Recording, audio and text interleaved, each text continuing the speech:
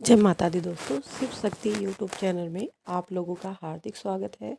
मैं आशा करती हूँ आप लोग अच्छे होंगे, खुश होंगे, खुशहाल होंगे और सभी के घर में माता रानी की मेहर होगी। तो दोस्तों, आज हम बात करने वाले हैं कि साधना के समय आप अपना प्रोटेक्शन, अपनी सुरक्षा का घेरा प्रोटेक्शन किस प्रकार से आप कर सकते हैं। जैसा कि मैं और जो भी साधक हैं, जो माता की सेवा से जुड़े हुए हैं, वो सभी लोग जानते हैं कि अभी गुप्त नवरात्रे आने वाले हैं। गुप्त नवरात्रे 10 जनवरी से स्टार्ट होने वाले हैं और जो गुप्त नवरात्रे होते हैं वो कुछ विशेष नवरात्रे होते हैं। विशेष क्यों होते हैं?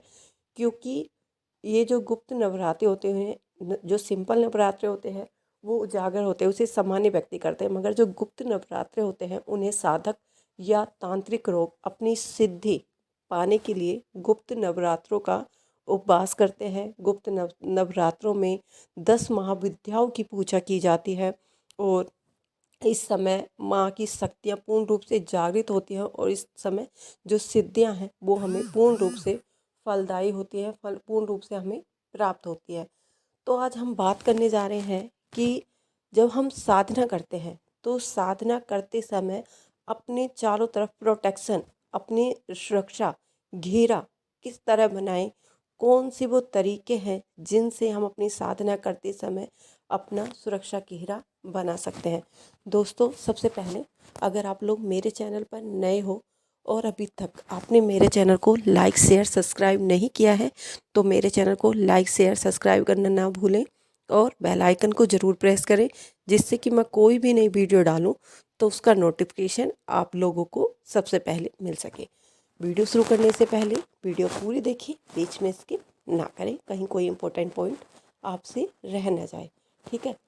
बहुत से लोग कहते हैं, हम जानते हैं कि जब हम साधना शुरू करते हैं तो साधना शुरू करते समय हमारे पास सकारात्मक मतलब पॉजिटिव एनर्जी के साथ जो नेगेटिव एनर्जी होती है, जो नकारात्मक शक्ति होती है, उसका भी खिंचाव हमारी तरफ होता है, उसका भी हमारे आकर्षण हमारी तरफ बढ़ता है। तो उस आकर्षण को अपनी तरफ बढ़ने से हम कैसे रोक सकते हैं? क्योंकि जब हम किसी भी बीज मंत्र का या नवाण मंत्र का जाप करते हैं तो उसमें पांचों तत्व होते हैं, अग्नि, जल, हवा। तो ये पांचों तत्व होते हैं। ठीक है।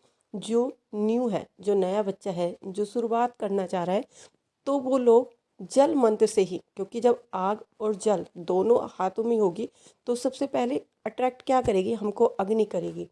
तो इस कंडीशन में हमें अपने जल मंत्रों से अपनी पूजा का जो स्तर है, साधना का जो स्तर है, वो हमें बढ़ाना चाहिए। ठीक है। तो इसलिए हमें जल मंत्रों से शुरुआत करनी चाहिए। अगर आप माता की करने जा रहे हो, माता भगवती की आप साधना उठाने जा रहे हो या माँ दुर्गे की आप साधना उठाने जा रहे हो, तो पहले आपको, अगर आप पहले से आप ओम नमः शिवाय का जाप करते हो, क्योंकि ओम नमः शिवाय जो मंत्र है वो जल तत्व है, इससे क्या होता है, आपकी जो ऑरा है वो धीरे धीरे बढ़ने लगता है। जब आप पहले आपको बहुत ज़्यादा जल मिलता है, उसके बाद आपको अग्नि भी प्राप्त होने लगती है और जो आपका ऑरा है वो मजबूत होने लगता है।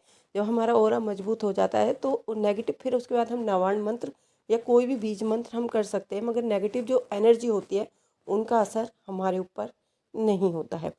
मगर हम कौन से उपाय हैं जो हम कर सकते हैं? बहुत से लोग अभी नहीं कर रहे होंगे ओम नमः शिवाय का जाप, या किसी ने नहीं किया होगा, तो वो बहुत से लोग ओम क्रीम कालिकाय नमः या चामुंडाई बिच्चे नमः इन सब का जाप करते आ रहे हैं। तो हम किस तरह अपना जो घेरा है प्रोटेक्शन का उसे बना सकते हैं? तो हमें अपना जो घेरा है वो बनाने के लिए मैं सिंपल सिंपल से आपको बातें बताने वाली हूँ। अगर आप इन छोटी छोटी सी बातों का ध्यान रखते हो तो आप अपनी साधना के दौरान अपना प्रोटेक्शन अच्छे से बना सकते हो। आपकी साधना पूर्ण होगी, अच्छे से होगी और फलदायक होगी। ठीक है। जब भी आप साधना करें तो साधना करते समय आपका ज़्यादा मतलब कि अप्सरा साधना या बहुत ज़्यादा कि मुझे वो वाली सिद्धि चाहिए, वो वाली सिद्धि प्राप्त करने के लिए या किसी को तांत्रिक पूजा के लिए आपको साधना नहीं करनी चाहिए। आप चाह रहे हो, आप साधना कर रहे हो, आपको सिर्फ यही मांगना चाहिए कि मेरे जो साधना से जो आपकी ऊर्जा प्राप्त हो उसका संपर्क आपके प्रभु से हो सके, आपको प्रभु की कृपा मिल सके। ठीक है। सिद्धियां पाकर आपको किसी का बुरा करने वाली चीज़ आपको नहीं मांगनी चाहिए, वो नेगेटिव होती है। अगर हम ये सब प्राप्त भी कर लेते हैं तो लास्ट में जो हमारा अंत होता है वो बुरा ही होता है। इस बात का हमें विशेष रूप से ध्यान रखना है। हम माँ के भगत हैं, माँ के साधक हैं, माँ भगवती की सेवा के चरणों के हम दास हैं, तो हमें उनकी कृपा के लिए ही साधना करनी चाहिए कि उनकी कृपा हमारे ऊपर हो, हमारे परिवार के ऊपर हो, हमारे घर में सुख समृद्धि रहे, हमारे घर में किसी तरह की नेगेटिव एनर्जी या नकारात्मक ऊर्जा का वास हमारे घर में ना हो, हमारे घर में सिर्फ माँ का वास हो, सकारात्मक एनर्जी का वास हमारे घर में हो। इसकी दुआ मांगते हुए, इसकी तरह प्रार्थना करते हुए आपको साधना शुरू करनी चाहिए। अब शुरू करते हैं। प्रोटेक्शन करने के लिए आपको क्या करना है, जब आप साधना करने बैठ रहे हो तो आपको एक कटोरी में पीली और काली सरसों लेनी है, ठीक है। और आप जिस भी मंत्र का जाप कर रहे हो, उस मंत्र का जाप करते हुए आपको वो जो सरसों है अपनी 10 दिशाओं में डालनी है। जैसे ओम दुम दुर्गाय नमः का आप जाप कर रहे हो तो उसको बोलते हुए आपको 4 पीछे की तरफ और 4 आगे की तरफ, एक बार ऊपर और एक बार नीचे की तरफ आपको करके, जब आप आसन पर खड़े होकर उस प्रकार करके उसके बाद आपको बैठना है। और जो आपकी साधना है, जो आपका मंत्र जाप है, उसको आपको कंटिन्यू करना है।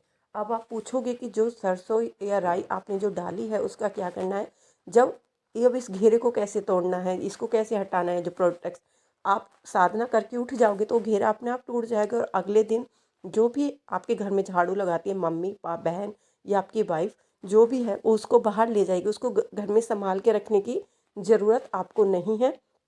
इस तरह से आप साधना के दौरान अपना प्रोटेक्शन, अपनी देखभाल कर सकते हो, जिससे कि आपके ऊपर नेगेटिव ऊर्जा या नकारात्मक चीज़ें आपकी ओर आकर्षित ना हो। पहला उपाय आप ये कर सकते हो। दूसरा जो तरीका है वो मैं आप लोगों को बता देती हूँ। दूसरा तरीका आप क्या कर सकते हो कि आप रोली ले लेते हो, वो कलावा होता है ना, वो ले सकते हो और उसका अपनी तरफ चारों तरफ एक घेरा बना सकते हो। और आप उसे नाप सकते हो कि कितना घेरा आपके आसन और आपकी चारों तरफ हुआ है, ठीक है। फिर आपको वो जो रोली आपने ली है, उस रोली को आपको लेकर बालाजी हनुमान जी के मंदिर में जाना है। जो सिंदूरी मूर्ति होती है, ठीक है, सिंदूरी मूर्ति होती है, सिंदूरी मूर्ति के चरणों में आपको उस कलावे को रखना है। और बालाजी महाराज बजरंगी हनुमान जी से आपको प्रार्थना करनी है कि हे बाबा, मैं साधना उठाने जा रहा हूँ, उसमें आप मेरी रक्षा करें, मेरी सुरक्षा करें कि मुझ पर मेरी साधना के दौरान किसी भी प्रकार की नेगेटिव ऊर्जा का वास मेरे आसपास भी ना हो। इस तरह से भी आप साधना के दौरान अपना प्रोटेक्शन या अपनी सुरक्षा कवच आप बना सकते हो। ये बहुत ज़्यादा अच्छा होता है। जब भी आप साधना करने बैठते हो तो साधना में जब आप सुरक्षा कवच बनाते हो तो आप भैरव बाबा और हनुमान जी को साक्षी मानकर उनसे प्रार्थना करके आपको अपना सुरक्षा कवच बनाना होता है। जब आप अपना सुरक्षा प्रोटेक्शन घेरा बनाते हो, सुरक्षा कवच बनाते हो, तो जो ये दोनों शक्ति हैं, ये बहुत ताकतवर एनर्जी है, बहुत ताकतवर शक्ति है। और ये आपकी साधना को पूर्ण करने में आपकी पूरी मदद करती है। अगला और मैं बता देती हूँ आप लोगों को, आप ये भी नहीं कर सकते, वैसे ये सबसे असरदार है। अगर आप ये दो भी नहीं कर पा रहे तो एक सिंपल सा है। सिंपल सा क्या है, आपको हाथ में जल लेना है, ठीक है। जल लेकर और आपको भगवान भैरव और भगवान हनुमान जी से प्रार्थना करनी है कि हे बाबा, मैं साधना करने जा रहा हूँ। इस साधना के दौरान मेरे ऊपर, मेरे आसपास सिर्फ जो पॉजिटिव एनर्जी है उन्हीं का घेरा आए, उन्हीं की शक्ति मेरे अंदर आए। किसी भी तरह की नकारात्मक ऊर्जा या कोई भी नकारात्मक शक्ति मेरे आसपास भी ना हो। उस समय तक आप मेरी रक्षा करो, मैं आपको साक्षी मानकर अपनी साधना शुरू करने जा रहा हूँ। इस तरह कर भी आप अपनी साधना शुरू कर सकते हो। मैं फिर आपसे यही कहने चाहूँगी कि आप साधना कर रहे हो तो साधना आप सिर्फ इस भाव से कीजिए कि आपको माँ की, भगवती की विशेष कृपा पानी है। उनकी चरणों में आपको दास बन के रहना है। उनकी सदा सदा की सेवा का हकदार आप बन सकें। उनकी साधना करके आप जग कल्याण कर सकें। किसी की बुराई के लिए, किसी पर विजय पाने के लिए आप किसी भी तरह की साधना ना करें तो अच्छा होगा। क्योंकि पहले भी राक्षसों ने देखा है, साधना की है, भगवानों को अपने सामने प्रकट किया है, उनसे फल लिया है। और उनका नाश करने के लिए भगवान भोलेनाथ, शिव शंकर महाराज जी ने खुद साक्षात माता काली को भेजा है। और जब आप माता भगवती की आप साधना करने जा रहे हो तो उस समय आप विशेष तौर से ध्यान रखें कि सबसे पहले आपको पहले तो गणेश भगवान जी का स्मरण करना है, उसके बाद माँ का मंत्र जाप करने से पहले आपको एक माला ओम नमः शिवाय मंत्र का अवश्य जाप करना है। उसके बाद आपने जो भी मंत्र आपने लिया है उसका जाप आप कर सकते हो।